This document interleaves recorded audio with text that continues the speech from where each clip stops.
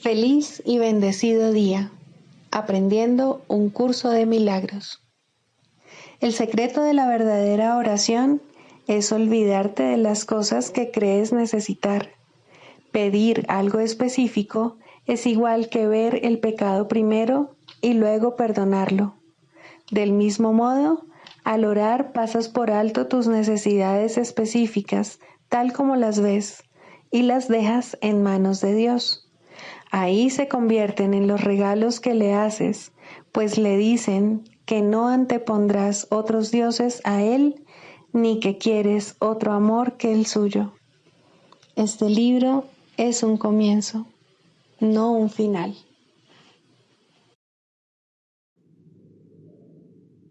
Del prefacio, que postula, párrafo 10.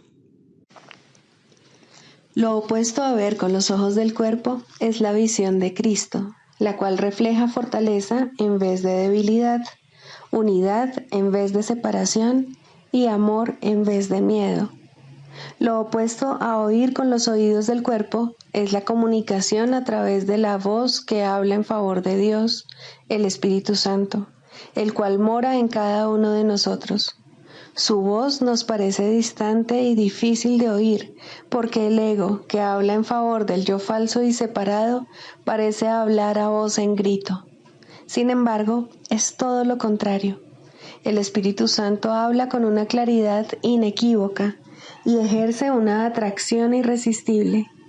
Nadie puede ser sordo a sus mensajes de liberación y esperanza, a no ser que elija identificarse con el cuerpo.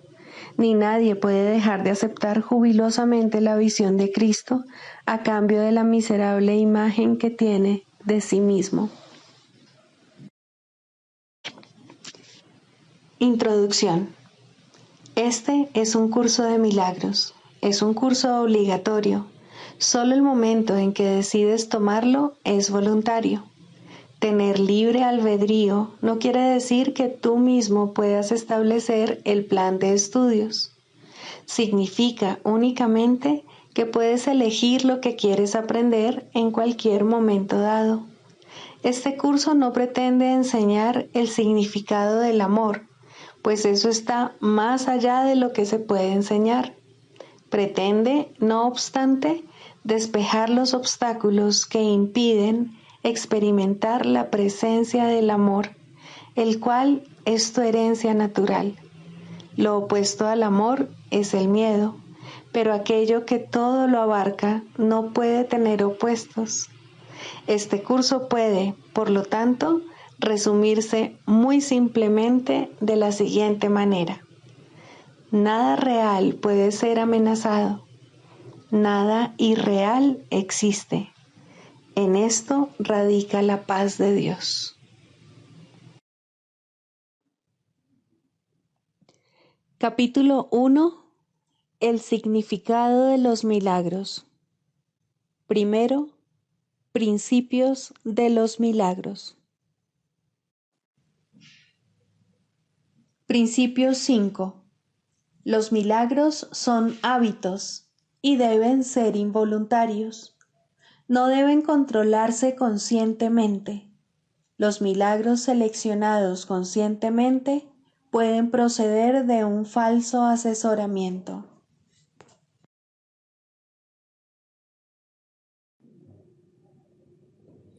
Capítulo 7. Los regalos del reino. 10. La confusión entre dicha y dolor. El reino, al igual que este mundo, es el resultado de ciertas premisas. Puede que hayas llevado el razonamiento del ego a su conclusión lógica, que es una confusión total con respecto a todo. Si realmente vieses lo que resulta de ese razonamiento, lo repudiarías. La única razón por la que pudieras desear algún aspecto de lo que resulta de ese razonamiento es que no alcanzas a ver su totalidad. Estás dispuesto a examinar las premisas del ego, pero no su conclusión lógica. ¿No sería posible que hubieses hecho lo mismo con las premisas de Dios? Tus creaciones son la conclusión lógica de sus premisas. El pensamiento de Dios las ha establecido para ti. Se encuentran exactamente donde les corresponde estar, y donde les corresponde estar es en tu mente, como parte de tu identificación con la suya. Sin embargo, tu estado mental, así como el reconocimiento por tu parte de lo que se encuentra en tu mente, dependen de lo que crees acerca de ella. Sean cuales sean estas creencias, constituyen las premisas que habrán de determinar lo que aceptes en tu mente. No cabe duda de que puedes aceptar en tu mente lo que no se encuentra en ella, así como también negar lo que sí se encuentra en ella. Sin embargo, aunque puedes negar la función que Dios mismo le encomendó a tu mente a través de la suya, no puedes evitar su expresión. Esa función es la conclusión lógica de lo que eres. La capacidad para ver la conclusión lógica de algo depende de que estés dispuesto a verla, pero la verdad de esa conclusión no tiene nada que ver con que estés dispuesto. La verdad es la voluntad de Dios. Comparte su voluntad y estarás compartiendo su conocimiento. Niega que su voluntad sea la tuya y estarás negando su reino y el tuyo. El Espíritu Santo te dirigirá solo a fin de evitarte dolor. Obviamente nadie se opondría a este objetivo si lo reconociese, mas el problema no estriba en si lo que el Espíritu Santo dice es verdad o no, sino en si quieres escucharle o no. No puedes reconocer lo que es doloroso, de la misma manera en que tampoco sabes lo que es dichoso, y, de hecho, eres muy propenso a confundir ambas cosas. La función primordial del Espíritu Santo es enseñarte a distinguir entre una y otra. Lo que a ti te hace dichoso le causa dolor al ego, y mientras tengas dudas con respecto a lo que eres, seguirás confundiendo la dicha con el dolor. Esta confusión es la causa del concepto de sacrificio. Obedece al Espíritu Santo y estarás renunciando al ego, pero no estarás sacrificando nada. Al contrario, estarás ganándolo todo. Si creyeses esto, no tendrías conflictos. Por eso es por lo que tienes que demostrarte a ti mismo lo obvio. Para ti no es obvio. Crees que hacer lo opuesto a la voluntad de Dios va a ser más beneficioso para ti. Crees también que es posible hacer lo opuesto a la voluntad de Dios. Por lo tanto, crees que tienes ante ti una elección imposible, lo cual es a la vez temible y deseable. Sin embargo, Dios dispone, no desea. Tu voluntad es tan poderosa como la suya porque es la suya. Los deseos del ego no significan nada porque el ego desea lo imposible. Puedes desear lo imposible, pero solo puedes ejercer tu voluntad en armonía con la de Dios. En eso estriba la debilidad del ego, así como tu fortaleza. El Espíritu Santo siempre se pone de tu parte y de parte de tu fortaleza. Mientras en una u otra forma rehúses seguir las directrices que te da, es que quieres ser débil. Mas la debilidad es atemorizante. ¿Qué otra cosa, entonces, podría significar esta decisión, excepto que quieres estar atemorizado?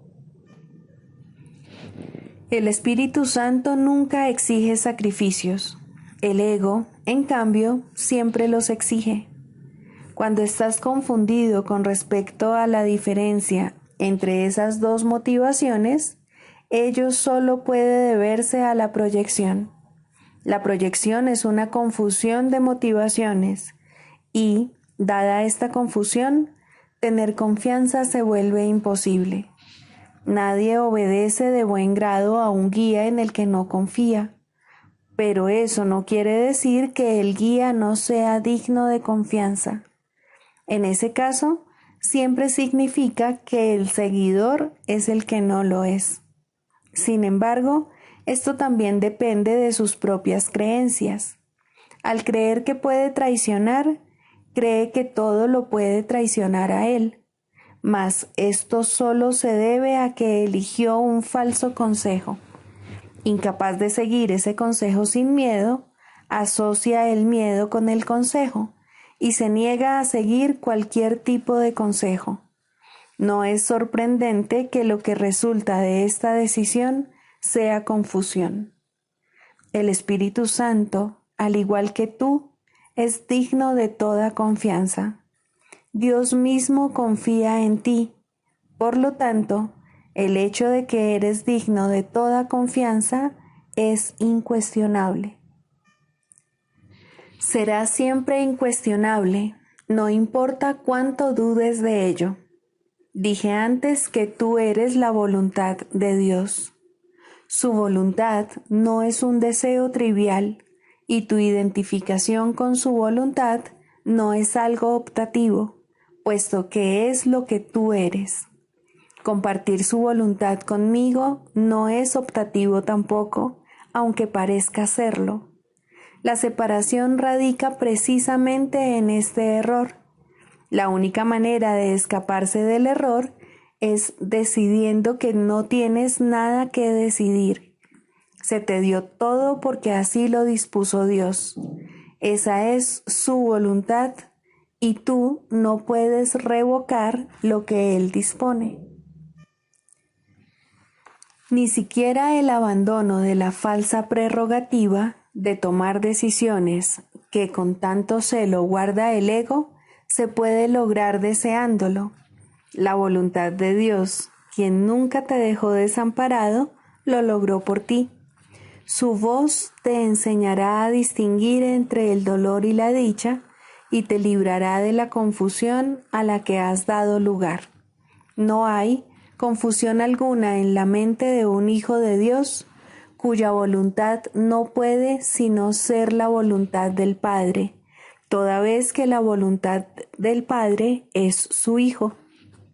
Los milagros están en armonía con la voluntad de Dios, la cual tú no conoces porque estás confundido con respecto a lo que tú dispones. Esto significa que estás confundido con respecto a lo que eres. Si eres la voluntad de Dios y no aceptas su voluntad, estás negando la dicha.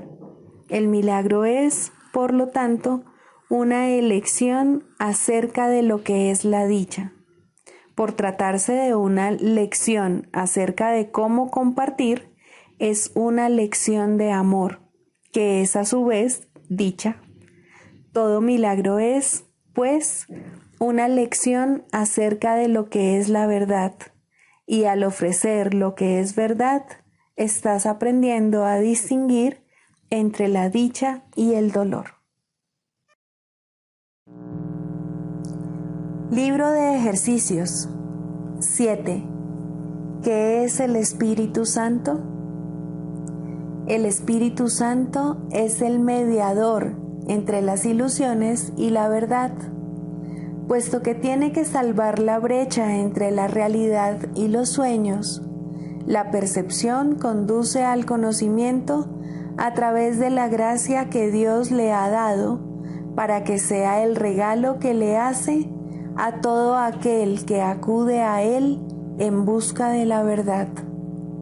A través del puente que Él tiende, se llevan todos los sueños ante la verdad para que la luz del conocimiento los disipe. Allí los sonidos y las imágenes se descartan para siempre. Y donde antes se percibían, el perdón ha hecho posible el tranquilo final de la percepción. El objetivo de las enseñanzas del Espíritu Santo es precisamente acabar con los sueños, pues todo sonido e imagen tiene que transformarse de testigo del miedo en testigo del amor. Y cuando esto se logre, el aprendizaje habrá alcanzado el único objetivo que jamás tuvo realmente, pues el aprendizaje, tal como el Espíritu Santo lo utiliza a fin de alcanzar el resultado que Él percibe para Él, se convierte en el medio que se trasciende a sí mismo, de manera que pueda ser reemplazado por la verdad eterna. Si supieses cuánto anhela tu Padre que reconozcas tu impecabilidad, no dejarías que su voz te lo pidiese en vano, ni le darías la espalda a lo que Él te ofrece para reemplazar a todas las imágenes y sueños atemorizantes que tú has forjado. El Espíritu Santo entiende los medios que fabricaste para alcanzar lo que por siempre ha de ser inalcanzable. Mas, si se lo ofreces a Él, Él se valdrá de esos medios que inventaste a fin de exiliarte para llevar a tu mente allí donde verdaderamente se encuentra, en su hogar. Desde el conocimiento, donde Dios lo ubicó, el Espíritu Santo te exhorta a dejar que el perdón repose sobre tus sueños para que puedas recobrar la cordura y la paz interior. Sin el perdón, tus sueños seguirán aterrorizándote y el recuerdo de todo el amor de tu Padre no podrá retornar a tu mente para proclamar que a los sueños les ha llegado su fin. Acepta el regalo que tu Padre te hace. Es un llamamiento que el amor le hace al amor para que tan solo sea lo que es. El Espíritu Santo es el regalo de Dios mediante el cual se le restituye la quietud del cielo al bienamado Hijo de Dios. ¿Te negarías a asumir la función de completar a Dios cuando todo lo que su voluntad dispone es que tú estés completo?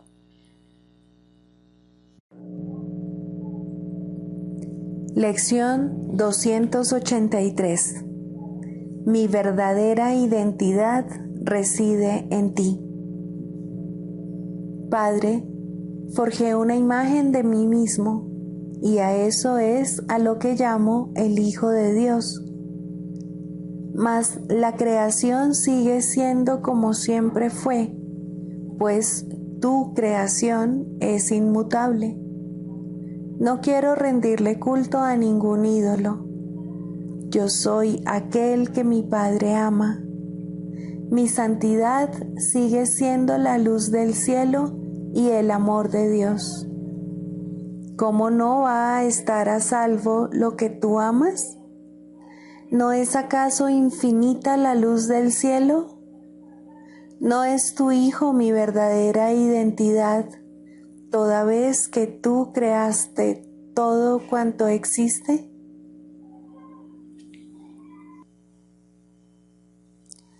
Ahora todos somos uno en la identidad que compartimos, ya que Dios nuestro Padre es nuestra única fuente y todo lo creado forma parte de nosotros.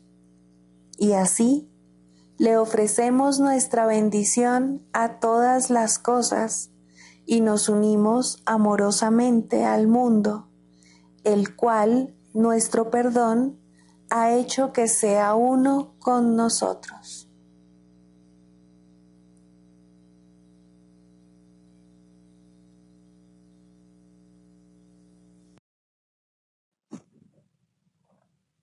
Características de los maestros de Dios. 10. Mentalidad abierta.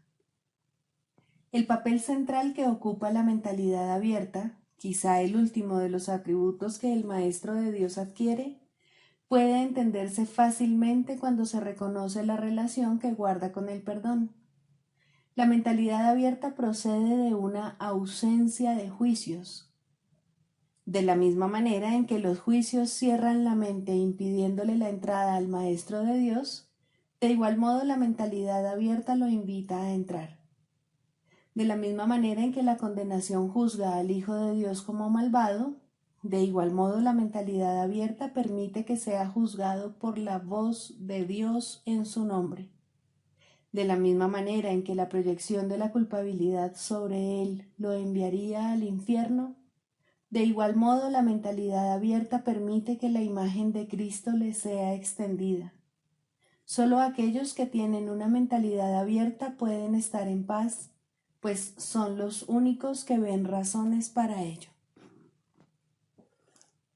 ¿Cómo perdonan los que tienen una mentalidad abierta? Han renunciado a todas las cosas que les impediría perdonar. Han abandonado realmente el mundo y han permitido que éste les sea restaurado con tal frescura y en júbilo tan glorioso que jamás hubiesen podido concebir un cambio así. Nada es ahora como era antes. Todo lo que antes parecía opaco y sin vida, ahora no hace sino refulgir. Lo que es más, todas las cosas les dan la bienvenida, ya que ha desaparecido toda sensación de amenaza. Ya no quedan tinieblas que oculten la faz de Cristo. Ya se ha logrado el objetivo. El perdón es la meta final del programa de estudios, pues allana el camino para lo que se encuentra más allá de todo aprendizaje. El programa de estudios no hace ningún esfuerzo por excederse de su verdadero objetivo. El perdón es su único objetivo, en el cual converge en última instancia todo aprendizaje. Ciertamente, eso es suficiente. Habrás notado que la lista de atributos de los maestros de Dios no incluye las características que constituyen la herencia del Hijo de Dios. Términos tales como amor, inocencia, perfección, conocimiento y verdad eterna no aparecen en este contexto, pues no serían apropiados aquí. Lo que Dios ha dado está tan remotamente alejado de nuestro programa de estudios que el aprendizaje no puede sino desaparecer ante su presencia. Sin embargo, mientras su presencia esté velada, el enfoque ha de centrarse necesariamente en el programa de estudios. La función de los maestros de Dios es llevar al mundo el verdadero aprendizaje. Propiamente dicho, lo que llevan es un desaprendizaje, que es a lo único que se le puede llamar verdadero aprendizaje en este mundo. A los maestros de Dios se les ha encomendado la función de llevar al mundo las buenas nuevas del completo perdón. Bienaventurados son, en verdad, pues son los portadores de la salvación. Manual para el maestro. Pregunta 10. ¿Cómo se deja de juzgar? Los juicios, al igual que los demás mecanismos mediante los cuales se mantiene vigente el mundo de las ilusiones, es algo que el mundo no entiende en absoluto. De hecho, se les confunde con la sabiduría y se usan como sustituto de la verdad. Tal como el mundo usa el término, un individuo es capaz de tener buen juicio o mal juicio, y su educación tiene como objeto reforzar el primero y minimizar el segundo. Existe, no obstante, una gran confusión con respecto a lo que significan esas categorías. Lo que es buen juicio para uno es malo para otro. Lo que es más, una misma persona puede clasificar la misma acción como muestra de buen juicio en una ocasión y de mal juicio en otra. Tampoco puede enseñarse realmente un criterio consistente para determinar lo que son estas categorías. En cualquier momento, el estudiante puede estar en desacuerdo con lo que su supuesto maestro dice acerca de ellas, o el maestro mismo puede ser inconsistente en lo que cree. Buen juicio en este contexto no significa nada, mal juicio tampoco. Es necesario que el Maestro de Dios se dé cuenta, no de que no debe juzgar, sino de que no puede. Al renunciar a los juicios, renuncia simplemente a lo que nunca tuvo. Renuncia a una ilusión, o mejor dicho, tiene la ilusión de renunciar a algo. En realidad, simplemente se ha vuelto más honesto. Al reconocer que nunca le fue posible juzgar, deja de intentarlo. Esto no es un sacrificio. Por el contrario, se pone en una posición en la que el juicio puede tener lugar a través de él, en lugar de ser algo que él emite por su cuenta. Y este juicio no es ni bueno ni malo, es el único juicio que existe y es solo uno.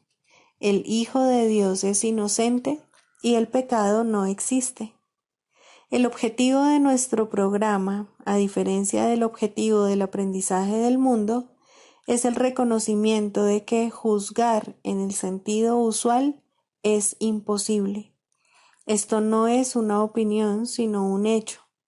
Para poder juzgar cualquier cosa correctamente, uno tendría que ser consciente de una gama inconcebiblemente vasta de cosas pasadas, presentes y por venir. Uno tendría que reconocer de antemano todos los efectos que sus juicios podrían tener sobre todas las personas y sobre todas las cosas que de alguna manera estén involucradas en ellos. Y tendría que estar seguro de que no hay distorsión alguna en su percepción para que sus juicios fuesen completamente justos con todos sobre los que han de recaer ahora o sobre los que hayan de recaer en el futuro. ¿Quién puede hacer eso? ¿Quién, excepto en delirios de grandeza, pretendería ser capaz de todo esto?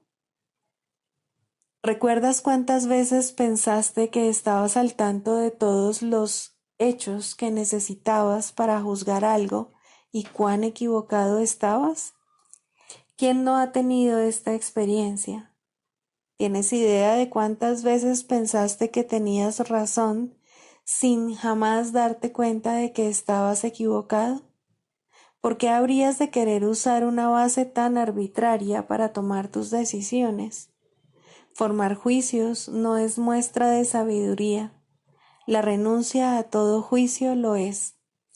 Forma, pues, un solo juicio más, y es este. Hay alguien a tu lado cuyo juicio es perfecto. Él conoce todos los hechos, pasados, presentes y por venir.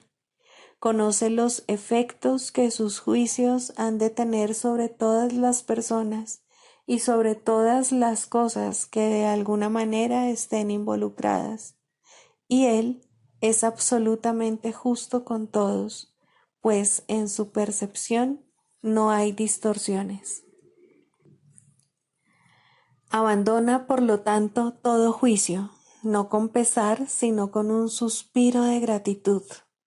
Ahora estás libre de una carga tan pesada que solo podría haberte hecho tambalear y caer debajo de ella. Y todo era una ilusión, nada más.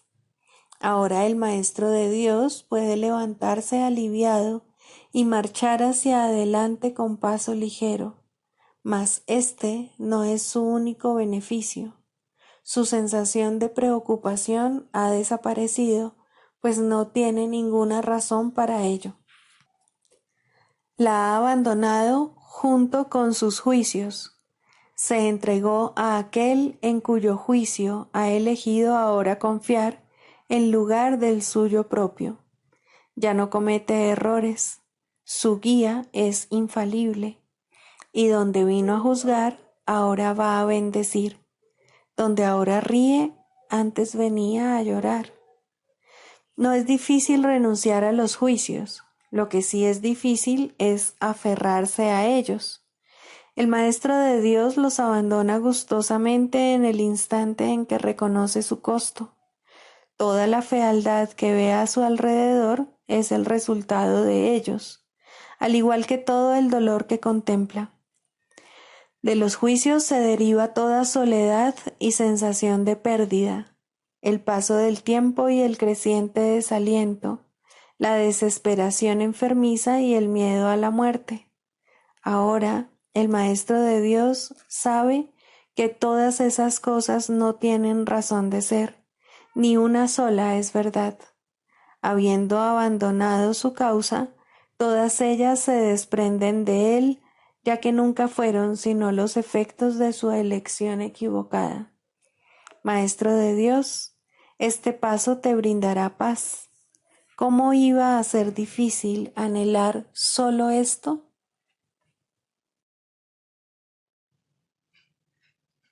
Clarificación de términos. El ego, el milagro. Las ilusiones no perdurarán. Su final es indudable y eso es lo único que es seguro en su mundo. Por eso es por lo que es el mundo del ego. ¿Qué es el ego? El ego no es más que un sueño de lo que en realidad eres. Un pensamiento de que estás separado de tu creador y un deseo de ser lo que él no creó. El ego es un producto de la locura, no de la realidad. Es tan solo un nombre para lo innombrable, un símbolo de lo imposible, una elección de opciones que no existen. Le damos un nombre solo para que nos ayude a entender que no es más que un pensamiento ancestral según el cual aquello que se ha inventado es inmortal. Mas, ¿qué podría proceder de ello excepto un sueño que, al igual que todos los demás sueños, tan solo puede terminar en la muerte? ¿Qué es el ego? El ego no es nada, pero se manifiesta de tal forma que parece ser algo. En un mundo de formas no se puede negar al ego, pues solo él parece real. Mas, ¿podría el Hijo de Dios, tal como su Padre lo creó, morar en una forma o en un mundo de formas? Si alguien te pide que definas al ego y expliques cómo se originó, es porque cree que el ego es real e intenta, por definición, asegurarse de que su naturaleza ilusiva quede oculta tras las palabras que parecen otorgarle realidad. Ninguna definición que se haya hecho de una mentira puede hacer que ésta sea verdad, ni tampoco puede haber una verdad que las mentiras puedan realmente ocultar. La irrealidad del ego no se niega con palabras, ni su significado se vuelve claro por el hecho de que su naturaleza parezca tener una forma. ¿Quién puede definir lo indefinible? Sin embargo, incluso para esto hay una respuesta. No podemos formular realmente una definición de lo que es el ego, pero sí podemos decir lo que no es. Y esto lo podemos ver con perfecta claridad. Basándonos en eso, podemos deducir lo que es. Observa su opuesto y verás la única respuesta que tiene sentido. A lo opuesto al ego, desde cualquier punto de vista, origen, efectos y consecuencias, le llamamos milagro. En él encontramos todo lo que no tiene que ver con el ego en este mundo. El milagro es lo opuesto al ego, y solo en él podemos observar lo que era el ego, pues en él vemos lo que éste aparentemente hacía, y la causa y sus efectos no pueden sino seguir siendo una misma cosa. Donde antes había obscuridad, ahora veremos luz. ¿Qué es el ego? Lo que antes era la obscuridad. ¿Dónde está el ego? Donde antes estaba la oscuridad. ¿Qué es ahora y dónde puede encontrársele? No es nada y no se le puede encontrar en ninguna parte. Ahora la luz ha llegado y su opuesto se ha ido sin dejar ni rastro. Donde antes había maldad, ahora hay santidad. ¿Qué es el ego? Lo que antes era maldad. ¿Dónde está el ego? En una pesadilla que solo parecía ser real mientras la estabas soñando. Donde antes había crucifixión, ahora está el Hijo de Dios. ¿Qué es el ego? ¿Quién tiene necesidad de preguntar? ¿Dónde está el ego? ¿Quién necesita ir en busca de ilusiones ahora que los sueños han desaparecido? ¿Qué es un milagro?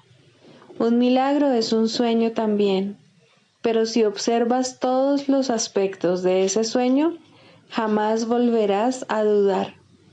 Observa el bondadoso mundo que se extiende ante ti mientras caminas envuelto en mansedumbre. Observa a los ayudantes que encuentras a lo largo del camino que recorres, felices ante la certeza del cielo y la garantía de paz. Y observa también, por un instante, lo que por fin dejaste atrás y finalmente pasaste de largo. Esto es lo que era el ego, el odio cruel, la necesidad de venganza y los gritos de dolor, el miedo a la muerte y el deseo de matar, la ilusión de no tener hermanos y el yo que parecía estar solo en el universo. El milagro corrige este terrible error con respecto a ti mismo, con la misma dulzura con la que una madre amorosa adormece con su canto a su criatura. ¿No preferirías escuchar un canto así? ¿No contestaría ese canto todo lo que pensabas preguntar, haciendo incluso que la pregunta dejase de tener sentido? Tus preguntas no tienen respuesta, ya que han sido planteadas para acallar la voz de Dios, la cual nos hace a todos una sola pregunta. ¿Estás listo ya para ayudarme a salvar el mundo? Pregunta esto en vez de preguntar qué es el ego, y verás un súbito resplandor envolver al mundo que el ego fabricó. Ahora no se le niega a nadie ningún milagro. El mundo se ha salvado de todo lo que tú pensabas que era, y lo que es ha sido siempre absolutamente puro y jamás ha sido condenado. El milagro perdona, el ego condena. No se necesita ninguna otra definición para ninguno de ellos excepto esta. Mas, ¿qué definición podría ser más cierta o estar más a tono con lo que es la salvación? Con esto, el problema y la respuesta se llevan una al lado del otro, y al estar finalmente juntos, la elección es obvia.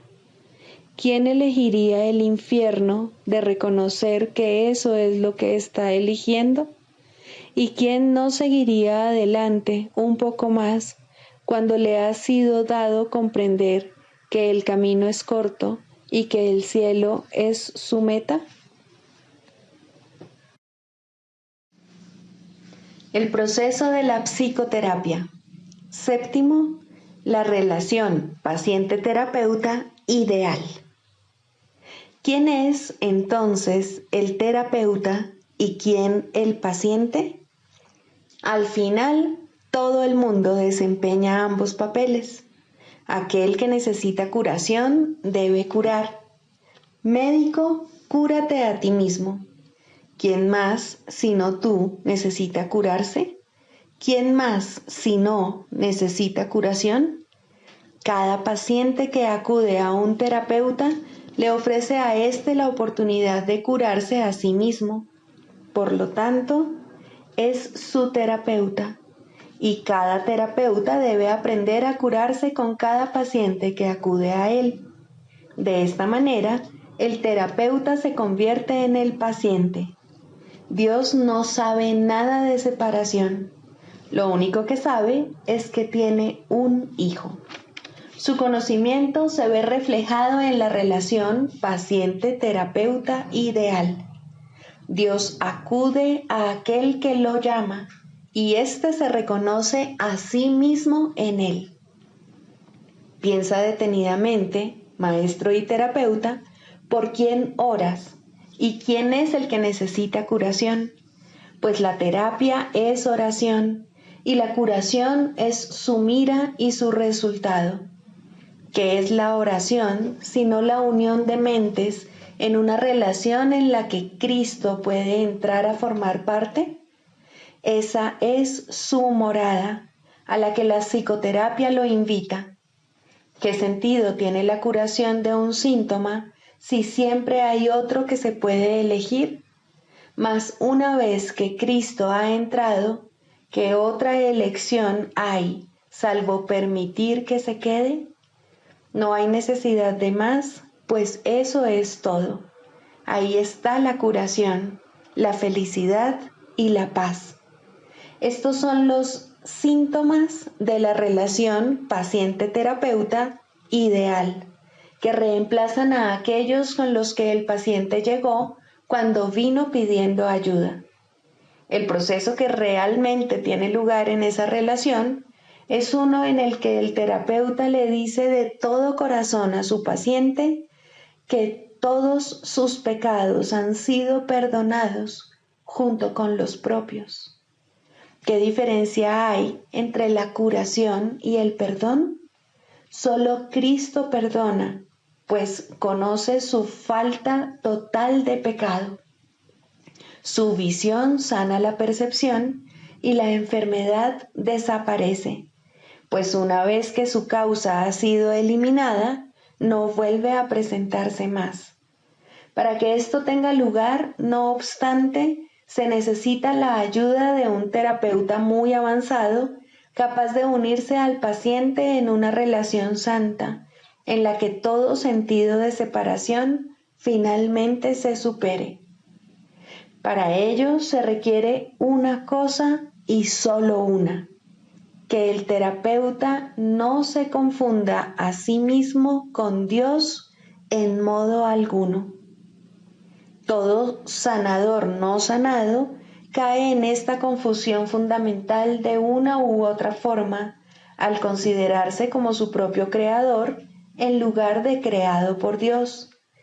Rara vez, si acaso, es esta una confusión de la que es consciente, o el sanador no sanado se convertiría instantáneamente en un maestro de Dios y consagraría su vida a la verdadera curación. Antes de llegar a este punto, pensó que estaba a cargo del proceso terapéutico y que, por lo tanto, era responsable de sus resultados. Los errores del paciente se convirtieron así en sus fracasos, y la culpabilidad se convirtió en la cubierta, obscura y fuerte, de lo que debía ser la santidad de Cristo. La culpabilidad es inevitable para aquellos que se valen de su propio juicio al tomar decisiones. La culpabilidad es imposible para aquellos a través de los cuales habla el Espíritu Santo. Eliminar la culpabilidad es el verdadero objetivo de la terapia y el evidente objetivo del perdón. En esto su unicidad se puede apreciar claramente, mas ¿cómo podría experimentar el final de la culpabilidad quien se siente responsable de su hermano en el papel de guía suyo? Tal función presupone un conocimiento que nadie aquí puede tener, una certeza del pasado, del presente y del futuro, así como de todos los efectos que en ellos puedan ocurrir. Solo desde esta perspectiva omnisciente podría ser posible semejante función, mas ninguna percepción es omnisciente, ni es el diminuto yo de uno solo contra el universo capaz de asumir que posee tal sabiduría, excepto en la locura. Que muchos terapeutas están locos es obvio. Ningún sanador no sanado puede estar completamente cuerdo. No obstante, es tan demente negarte a aceptar una función que Dios te ha encomendado como lo es inventar una que Él no te dio. El terapeuta avanzado en ningún caso puede dudar del poder que hay en él, ni tampoco de la fuente de ese poder. Comprende que todo poder en la tierra y en el cielo le pertenece por ser quien es. Y él es quien es debido a su creador, cuyo amor reside en él y quien jamás puede fallar. Piensa en lo que esto significa. Los regalos de Dios son suyos para dar. Sus pacientes son los santos de Dios, quienes invocan su santidad para hacerla suya. Y según Él las concede, ellos contemplan la radiante faz de Cristo, que, a su vez, los contempla a ellos. Los dementes, al creer que son Dios, no temen ofrecer debilidad al Hijo de Dios, y por esa razón lo que ven en Él en verdad los atemoriza. El sanador no sanado no puede evitar sentir miedo de sus pacientes y sospechar de su lealtad por la traición que ve en sí mismo. Intenta curar y en ocasiones tal vez lo consiga. Su éxito será limitado y de corta duración. No ve el Cristo en aquel que acude a él. ¿Qué respuesta puede dar aquel que parece un extraño, ajeno a la verdad y pobre en sabiduría, desprovisto del Dios que le debe ser dado? Contempla a tu Dios en él, pues lo que ves será tu respuesta. Piensa en lo que en realidad significa la unión de dos hermanos, y luego olvídate del mundo y de todos sus míseros triunfos, así como de sus sueños de muerte. Todos son uno y lo mismo, y ahora nada puede recordarse del mundo de la culpa. La habitación se transforma en un templo y la calle en un torrente de estrellas que, rozando suavemente, se desliza más allá de todos los sueños enfermizos. La curación se ha dado, pues lo que es perfecto no necesita curación. ¿Y que puede necesitar perdón allí donde no hay pecado? Siéntete agradecido, terapeuta, que puedes contemplar cosas como estas solo con entender tu verdadero papel. Si no lo haces, habrás negado que Dios te creó y por ende no sabrás que eres su hijo. ¿Quién es tu hermano ahora? ¿Qué santo puede venir para llevarte con él a casa? Has perdido el rumbo. ¿Cómo puedes ahora esperar ver en él una respuesta que te has negado a dar? Cura y cúrate. No hay otra alternativa que pueda jamás conducir a la paz. Deja entrar a tu paciente, pues viene a ti de parte de Dios. ¿No es acaso su santidad suficiente para despertar en ti tu memoria de Él? El canto de la oración. Primero, la causa de la enfermedad. No confundas el efecto con la causa, ni pienses que la enfermedad se encuentra aparte y separada de lo que no puede sino ser su causa. La enfermedad es una señal, una sombra de un pensamiento malvado que parece ser real y justo, de acuerdo con las normas de este mundo. Es la prueba externa de pecados internos y da testimonio de pensamientos rencorosos que hieren y procuran hacer daño al Hijo de Dios. Curar el cuerpo es imposible, y esto queda demostrado por la brevedad de la cura.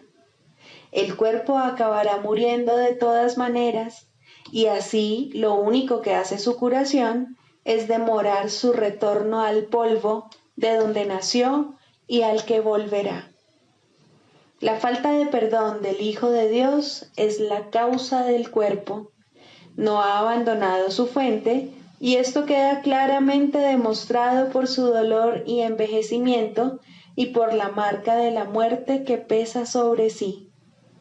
El cuerpo les parece temeroso y frágil a quienes piensan que sus vidas están bajo su mandato y vinculadas a su inestable y nimio aliento.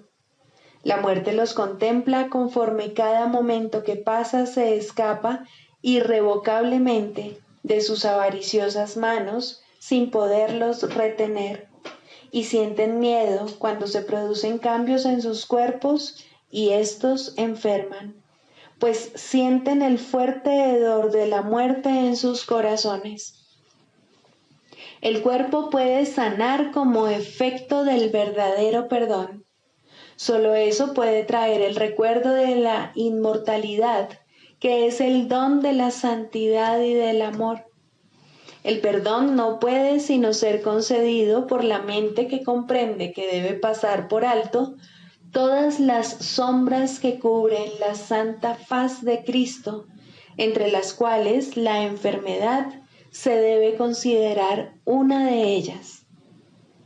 No es nada más que esto, la señal del juicio hecho de un hermano sobre otro hermano y del Hijo de Dios sobre sí mismo, pues ha condenado al cuerpo a hacer su prisión y olvidó que fue Él quien le adjudicó ese papel. Lo que el Hijo de Dios ha hecho, ahora Él mismo tiene que deshacerlo, pero no solo, pues se desprendió de la llave de la prisión, su santa impecabilidad y el recuerdo del amor de su Padre. No obstante, se le ha dado ayuda a través de la voz que su Padre puso en él.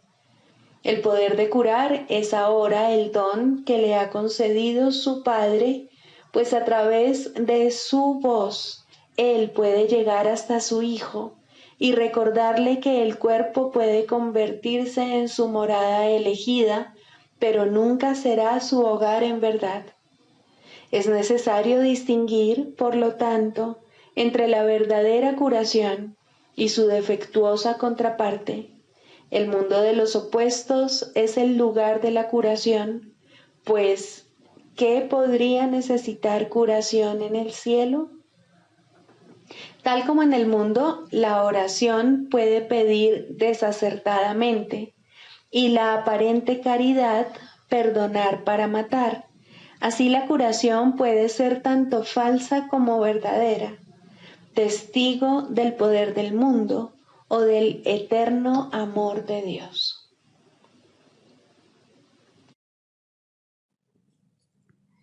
Sigamos a Jesús haciendo del perdón algo tan natural como respirar y algo tan vital como el aire. Amén.